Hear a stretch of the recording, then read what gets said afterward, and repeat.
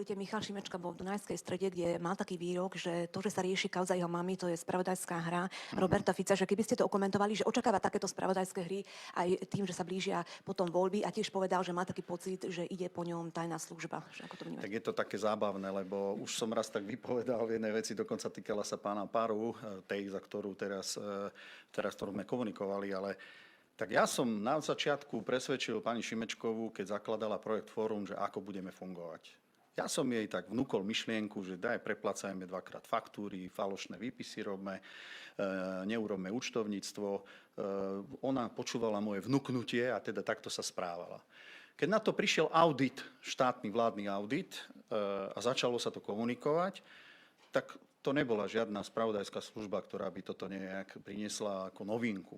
Tu niekto spáchal trestný čin, keď sa na to prišlo, tak to najprv zatlká, potom hovorí, že to je mimo jeho vedomia, to robila iná osoba a keď sa im to nebude dať zatlkať, no tak už potom si asi budú musieť sypať popol na hlavu. A tomu on hovorí spravodajská hra.